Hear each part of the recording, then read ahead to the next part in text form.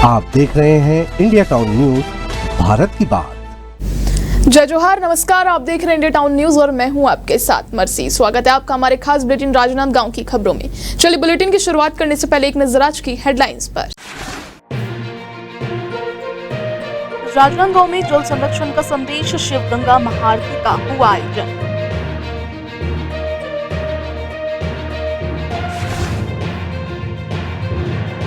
युवा कांग्रेस का विरोध प्रदर्शन, पाकिस्तानी प्रधानमंत्री और आतंकवाद का हुआ पुतला दहन।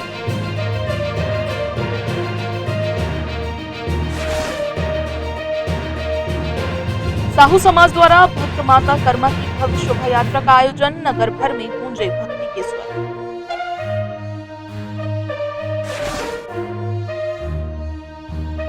आतंकी हमले के बाद सुरक्षित घर लौटा शर्मा परिवार, मीडिया से साझा किया बीती।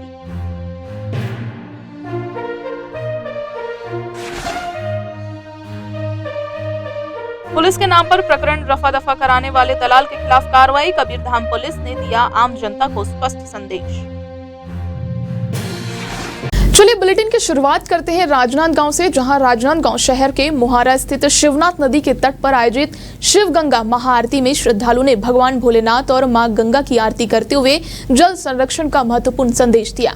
यह आयोजन संध्या प्रदोष तिथि पर किया गया, जिसमें स्थानीय नागरिकों ने उत्साह के साथ भाग लिया।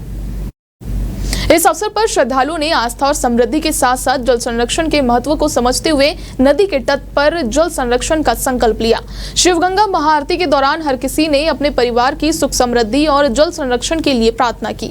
कार्यक्रम में शामिल हुए श्रद्धालुओं का मानना था कि जल ही जीवन है और इसे बचाने का संदेश हर व्यक्ति तक पहुंचाना बेहद आवश्यक है। इस आयोजन से न सिर्फ धार्मिक आस्था को बल मिला, बल्कि जल को महत्व को भी एक नई दिशा मिली। ये बैसाख माह का कृष्ण पक्ष का प्रदोष काल में शिव महागंगा आरती हो रही है। विगत कई सालों से शिव महागंगा आरती होती आ रही है। इसका प्रमाण ये है कि देखिए अपनी नदी जितने चारों तरफ से है, नदी सफाई हो गई है, नदी सफाई रहती है। दूसरी बात की पानी का भरपूर पानी रहता है और कभी पानी का कमी नहीं हुआ है। मोहारा नदी में ऐसा है कि जब से शिव महागंगा आरती हुई तो उस समय से शिव महागंगा आरती के बाद नदी में पानी हमेशा रह रही है, अच्छा है और भगवान की कृपा से भरपूर पानी रह रहा है। तो सभी को शिव महागंगा आरती में शामिल होना चाहिए और इसका प्रदोष काल में भोलेनाथ बाबा का पूजन होती है, उनका अभिषेक होता है और शिव महागंगा आरती होती है, गंगा मैया की आरती हो रही है। तो इससे क्या होता है कि सभी को घर में सुख शांति की प्राप्ति होती है, बाल बच्चे की सुख शांति की प्राप्ति होती है। सायंकाल के समय में शिव महागंगा जी का आरती करना चाहिए और चारों तरफ जहाँ जहाँ नदी है, जहाँ जहाँ मतलब ये है, तो सभी जगह यहाँ पर आरती और पूजा होती है। तो सभी को मिल करना चाहिए और सभी को आना चाहिए, इसमें शामिल होना चाहिए। विगत कई सालों से मैं आरती करते हुए आ रहा हूँ और आप लोग सहयोग से बहुत अच्छा आरती हो रही है। अच्छा भीड़ भाड़ भी लगती है, लोग आते जाते हैं और ऐसी सहयोग आप लोग का बना रहे और आरती होते रहे। कश्मीर के पहलगाम हमले में आतंकी हमले में निर्दोष पर्यटकों की हत्या के विरोध में युवा कांग्रेस और ब्लॉक कांग्रेस कमेटी छुई खदान के संयुक्त तत्वाधान में पाकिस्तानी प्रधानमंत्री आतंकवाद और पाकिस्तान का पुतला दहन किया गया। इसके बाद पाकिस्तान मुर्दाबाद, आतंकवाद मुर्दाबाद के नारे लगाते हुए मसाल जुलूस निकाला गया।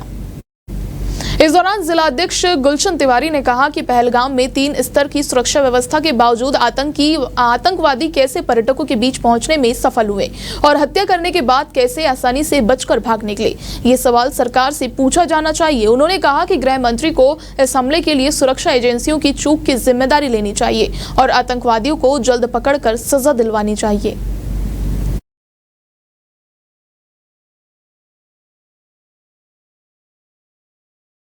छुरियानगर में साहू समाज द्वारा भक्त माता कर्मा की शोभा यात्रा का आयोजन बड़े ही धार्मिक उत्सव और सांस्कृतिक गौरव के साथ किया गया। ये शोभा यात्रा नगर में पहली बार इतने विशाल स्तर पर निकाली गई, जिसमें महिलाओं, युवाओं और बुजुर्गों ने बढ़ चढ़कर हिस्सा लिया। हाई स्कूल मैदान से आरंभ हुई इस शोभा यात्रा के दौरान नगर का माहौल भक्तिमय हो गया। नगर के प्रथम नागरिक अजय पटेल सहित समाज के कई गणमान्य जन इस कार्यक्रम में उपस्थित रहे। सभा को संबोधित करते हुए नगरपालिका अध्यक्ष ने कहा कि साहू समाज हमारी संस्कृति और एकता का प्रतीक है। मां कर्मा जैसी आदर्श भक्त का जीवन हमारे लिए प्रेरणा है।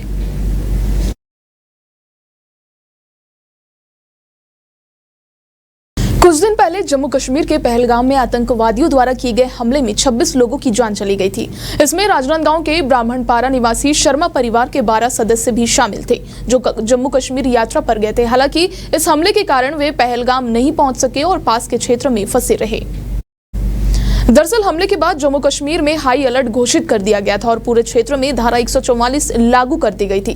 सभी पर्यटकों को अपने होटल में रुकने की सलाह दी गई थी। शर्मा परिवार भी 3 दिन तक अपने होटल में फंसा रहा। अब शर्मा परिवार के सदस्य सुरक्षित रूप से राजनांदगांव लौट आए हैं। उन्होंने मीडिया से अपनी आपबीती साझा की। उनका कहना है कि यह अनुभव बहुत डरावना था, लेकिन अब वे पूरी तरह से सुरक्षित है।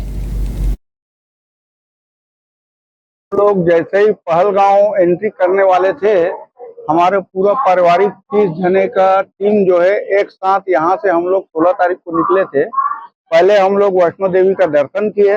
वैष्णो देवी के दर्शन के बाद सीधा श्रीनगर निकल गए। श्रीनगर से फिर हम लोग सोनमर्ग और गुलमर्ग ये एंजॉय करने के बाद अच्छा वहाँ पर का माहौल बहुत बढ़िया था और ज्यादा से ज्यादा टूरिस्ट जो है कश्मीर की ओर जाकर इस गर्मी के सीजन में ठंडे प्रदेश में जाकर बहुत अच्छा एंजॉय कर रहे थे। लेकिन जैसे ही गुलमर्ग से हम लोग पहलगाम के लिए निकले, वैसे ही हमको सूचना मिला कि वहाँ टेररिस्ट अटैक हो चुका है। तो जैसे सूचना मिली तो वहाँ तो सबसे पहले तो टूरिस्ट लोग को बैन लगा दिया गया।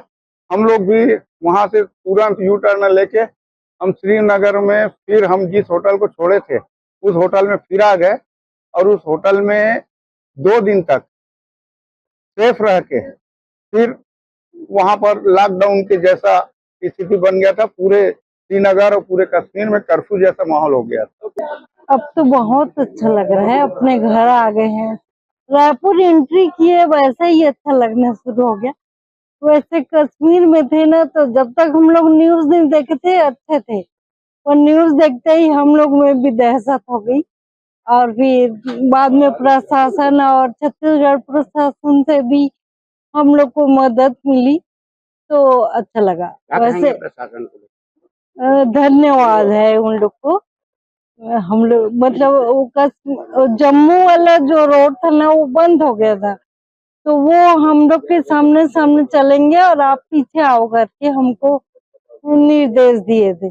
हम लोग सुबह 4 बजे निकलने वाले थे, तो उन लोग बोले 4 नहीं 6 बजे निकलो, हमारे कमांडोज आपके सामने चलेंगे। लोग थे, हम लोग पूरे परिवार के परिजन थे और प्लान बनाए थे बहुत दिनों के बाद, कई सालों के बाद में कि चलो भाई धरती का स्वर्ग कहा जाता है कश्मीर को, तो स्वर्ग का आनंद ले लिया जाए। लेकिन हमको ये बिल्कुल भी अंदाजा नहीं था कि वहाँ जाने के बाद में ऐसी विषम परिस्थिति का सामना करना पड़ जाएगा और जान बचा के आना पड़ जाएगा।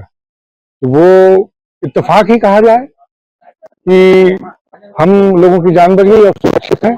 और वहाँ के कश्मीर में श्रीनगर में स्थानीय प्रशासन से लेकर के छत्तीसगढ़ सरकार का हमको बीच बीच में जो है तो अपडेट लेते रहे हैं और सुरक्षित हो कि नहीं, कहीं कोई तकलीफ तो नहीं है, कहीं बाहर कोई वो तो नहीं है, सब सारी चीज अपडेट लेते रहे हैं। तो उससे हमको वहां पर ढाढ़स मिला और हम सुरक्षित वापस आ पाए। और तो और वहां पर छत्तीसगढ़ प्रशासन के प्रयासों से ही हमको वहां के स्थानीय जो पुलिस प्रशासन से उनका सहयोग मिला। वक्त हो चुका है छोटे से ब्रेक का। खबरें और भी है, बने रहिए इंडिया टाउन न्यूज के साथ। अब खबर आपकी उंगलियों पर, हर खबर पर हमारा नजरिया। इंडिया टाउन न्यूज, भारत की बात। कबीरधाम पुलिस ने एक बड़ा कदम उठाते हुए पुलिस के नाम पर प्रकरण रफा दफा कराने और जेल भेजने का भय दिखाकर रुपए वसूली करने वाले दलाल के विरुद्ध कार्रवाई की है। आरोपी दलाल के खिलाफ थाना कोतवाली में अपराध दर्ज किया गया है। आरोपी दलाल ने एक व्यक्ति से उनके खिलाफ दर्ज कर पुराने प्रकरण को रफा दफा कराने और जेल भेजने की धमकी देकर 12,000 रुपए वसूले थे और अब 3,000 रुपए की मांग कर रहा था। पुलिस ने त्वरित जांच कर आवश्यक धाराओं के तहत अपराध दर्ज कर लिया है और आरोपी के विरुद्ध कठोर कार्रवाई की जा रही है।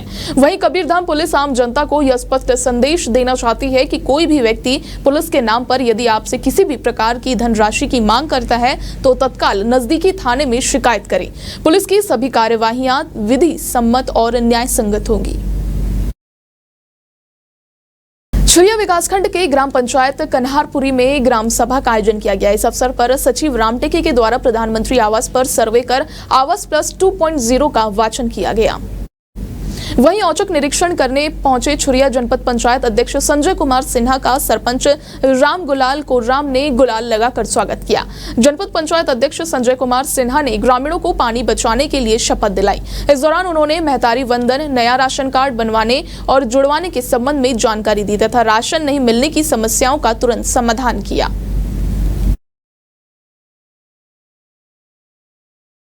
पहलगाम जघन्य हत्याकांड के विरोध में उदयाचल द्वारा मौन श्रद्धांजलि रैली का आयोजन किया जा रहा है। ये रैली 27 अप्रैल को शाम 6 बजे उदयाचल प्रांगण से निकलेगी और शहर के विभिन्न मार्गों से होते हुए जयस्तंभ चौक पर समाप्त होगी। उदयाचल परिवार ने आतंकवाद के इस घिनौने कृत्य की निंदा की है और उस मानवता और देश की एकता के लिए खतरा बताया है। वहीं रैली का उद्देश्य पहलगाम हत्याकांड में मारे गए लोगों को श्रद्धांजलि अर्पित करना है। उदयाचल परिवार के संरक्षक पद्मश्री डॉक्टर पुखराज बाफना ने कहा कि ये रैली आतंकवाद के खिलाफ एकजुटता का प्रतीक होगी और नागरिकों से इसमें शामिल होने की अपील की है। पहलगाम में जो आतंकवादियों ने जघन्य हत्या की है, निर्मम हत्या की है, निंदनीय, शर्मनाक, मानवता के लिए, हमारी एकता के लिए, देश की शांति के लिए सारा देश आक्रोशित है। शर्मसार होना चाहिए उन लोगों को जिनको इस तरह के संस्कार मिले हों।